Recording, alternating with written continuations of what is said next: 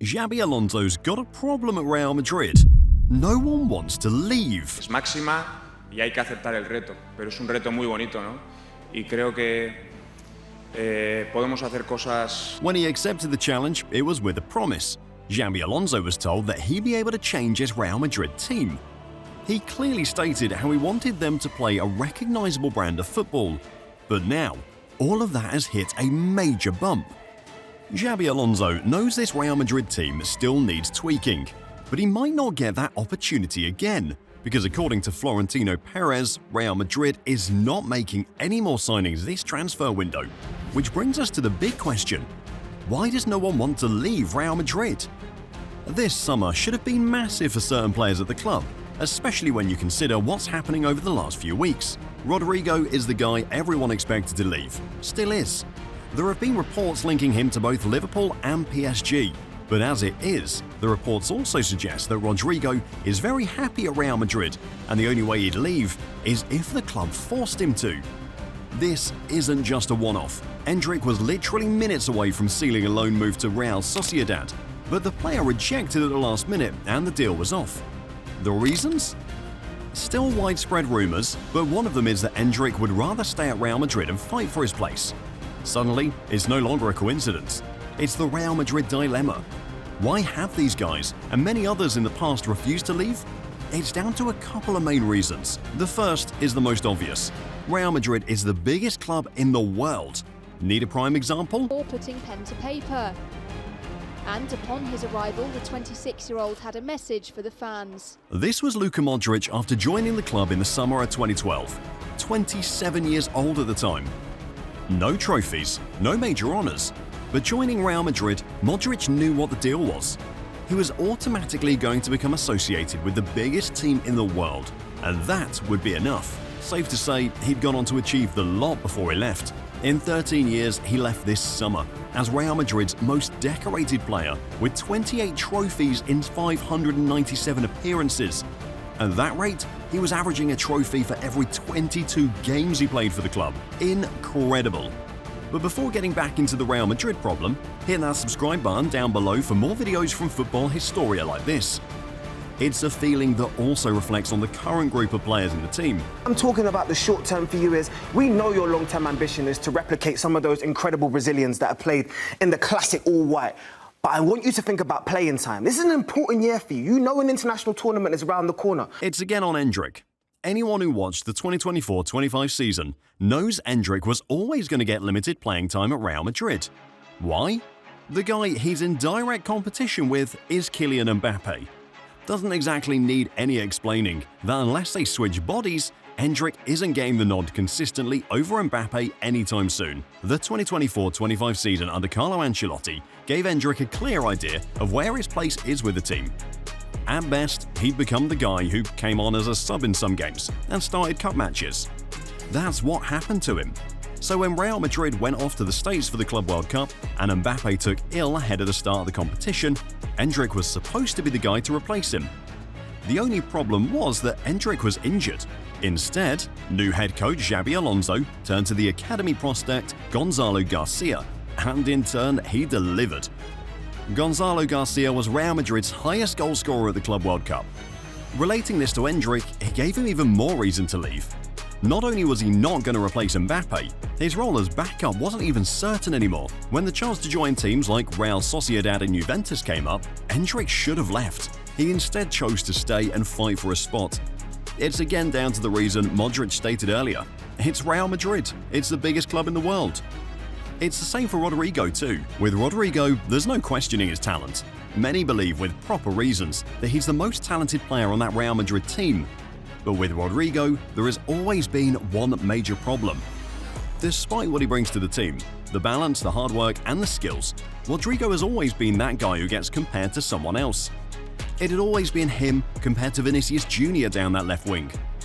It's why Carlo Ancelotti had to play him down the right to get playing time. Just when it seemed like Ancelotti had then found the system to get him into the team after the 2023-24 season, playing him and Vinicius as the two wide forwards, the club signed Mbappé. It essentially made Real Madrid's attack a system with three left wingers. The crazy part about this debate is that it was always between Vinicius and Mbappé. Rodrygo became the afterthought. The situation got worse at the Club World Cup. After playing in the opener against Al Hilal, he only featured once after. We've painted the picture clearly to show that just like Endrick, Rodrygo was supposed to leave Real Madrid this summer. With him, he's always been that player who everyone knows is talented and would easily start in other top clubs and top leagues around the world. Instead, Rodrygo is choosing to stay and fight for his place. But it's not just because Real Madrid is the biggest club in the world, it's something else. The negative part of that first reason. After Real Madrid, it's almost always downhill. Simply put, it's like this. Real Madrid isn't just the biggest club in the world based on the brand alone. They've got the trophies and the titles to back it up as well. I mean, think about how bad last season was for the club. Yes, they lost 4 times to Barcelona last season. Yes, they won nothing in Spain. Barcelona won every major trophy in the country. Yes, Real Madrid didn't win the Champions League, but even as bad as the season was, Real Madrid still finished it with 2 trophies. They lifted the UEFA Super Cup at the start of the season and the Intercontinental Cup in December last year. These are still trophies won by the club despite the horror show. It's the package that comes with Real Madrid that these players understand. The question isn't just leaving, it's where to and why. There have been a couple of cases, such as players like Martin Ødegaard, Achraf Hakimi and Claude Makelele, who left Real Madrid and became better. But the truth is, these are rare one-offs. Occasionals. The big reality is that clubs like Real Madrid are the standard for any footballer, and after that, any other move becomes downhill. So many examples. From Cristiano Ronaldo leaving the club to join a Juventus team where he scored the goals but failed to win the big one he was brought in for, the Champions League. Players like Rafael Varane, Casemiro, these guys had their best years at Real Madrid, and despite making high-profile moves right after, it wasn't the same. So far we've looked at the collective reasons why no one wants to leave, how big Real Madrid is as a club and as a brand, and how there's not much right after. But there's another reason though. Only this one is personal, and to try and prove this point, we're going to see things from the eyes of one man, Kylian Mbappé. When Mbappé made the move to Real Madrid from PSG last season, it was, to the eyes of many, his dream move. But that's not our point. See, Mbappé was a star at PSG. Everyone remembers that mega contract renewal he had in 2022, and how it gave him powers not even Messi or Ronaldo had at their peaks. PSG didn't just give him the wage bump of a lifetime, they gave him a club role that allowed him to decide on who the club should sign and who they should let go. But Mbappé still left all of that, left being one of PSG's captains, and left his home country of France. He left to join Real Madrid. Why? The big club he's talking about? It's Real Madrid. It's the truth that Mbappé, just like every top footballer with dreams of winning individual trophies, understands. To get the best chance of winning these individual trophies, you have to play for the biggest clubs in the world. It's peak with Real Madrid. Rodri may have altered the trend, but if you take his win out of the picture, it means the Ballon d'Or, the biggest individual award for an active footballer at club level, was won by either a player from Barcelona or Real Madrid for 16 consecutive years. I mean, this is deep.